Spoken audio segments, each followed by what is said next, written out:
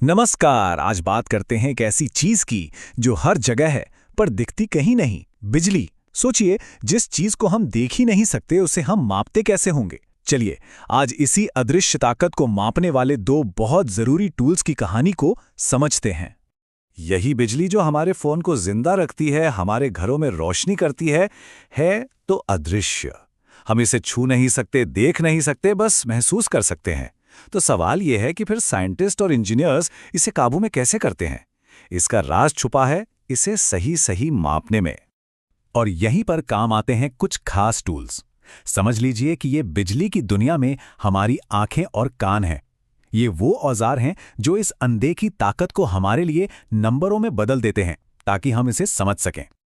और आज के हमारे दो हीरो हैं, वोल्टमीटर और एमीटर। एक मापता है वोल्टेज, जिसे हम कह सकते हैं बिजली का दबाव, और दूसरा मापता है करंट, यानी बिजली का बहाव। पर ये असल में है क्या, और ये इतने अलग अलग क्यों हैं? चलिए सबसे पहले वोल्टेज से ही शुरू करते हैं। अच्छा, वोल्टेज को समझने का एक बहुत आसान तरीका है। सोचिए कि एक पानी का पाइप है, तो वोल्टेज बिल्कुल उस पाइप के अंदर पानी के प्रेशर जैसा है। जितना ज़्यादा प्रेशर होगा, पानी उतनी ही तेज़ी से और ताकत से बहेगा, है ना? बिल्कुल वैसे ही जितना ज़्यादा वोल्टेज होता है, बिजली को उतना ही जोर का धक्का मिलता है आगे बढ़ने के लिए। तो अगर वोल्टेज पानी का प्रेशर हुआ, तो फिर करंट क्या है?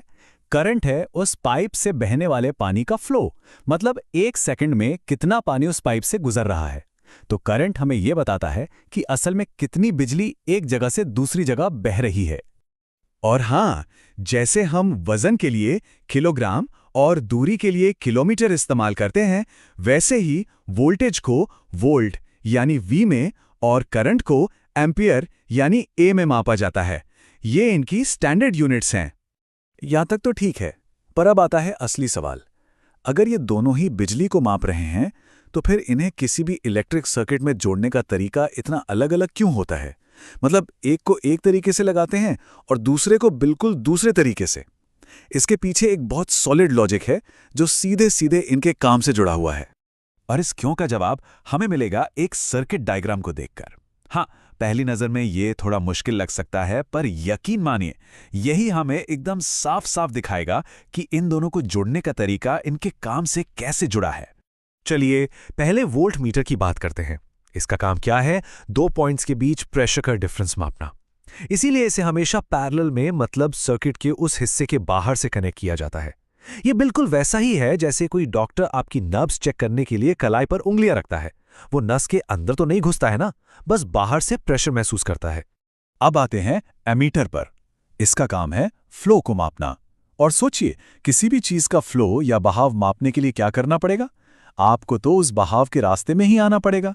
इसीलिए एमीटर को सीरीज में कनेक्ट करते हैं। मतलब सर्किट का तार सचमुच में काट कर उसके बीच में इसे लगा दिया जाता है ताकि पूरा का पूरा करंट इसके अंदर से होकर गुजरे। तो इन दोनों को अलग अलग जोड़ने का सबसे बड़ा राज है इनके अंदर की एक चीज, जिसे कहते हैं इंटरनल रेजिस्टेंस या आंतरिक प्रतिरोध। वोल्टमीटर का रेजिस्टेंस बहुत बहुत ज्यादा होता है और एमीटर का लगभग 0। और बस यही एक छोटा सा फर्क है जो सारी कहानी तय करता है।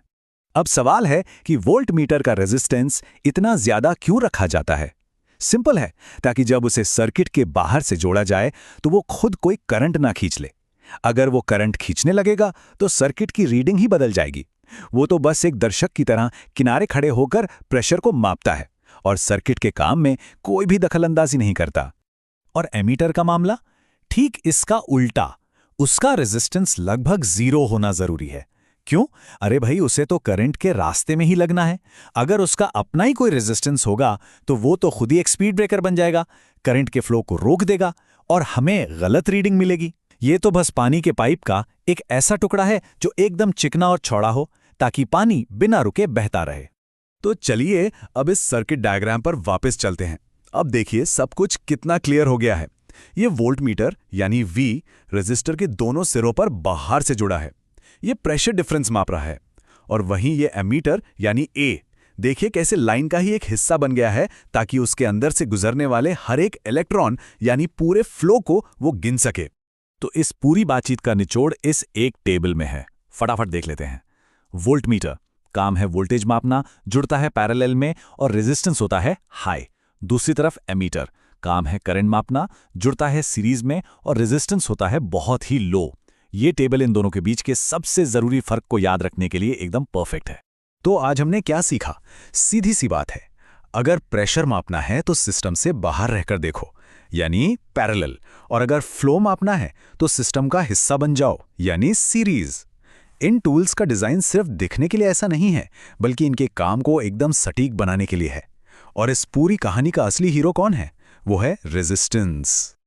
और जाते जाते एक सवाल सोचिए, बिजली की ही तरह ग्रेविटी, मैग्नेटिक फील्ड्स, हवा का दबाव, ये सब भी तो अदृश्य ताकतें हैं जो हमारी दुनिया को चलाती हैं। हमने इन्हें समझने और मापने के लिए भी तो कितने कमाल के तरीके खोज निकाले हैं, है ना? कमाल की बात। साइंस की यही तो खूबसूरती है।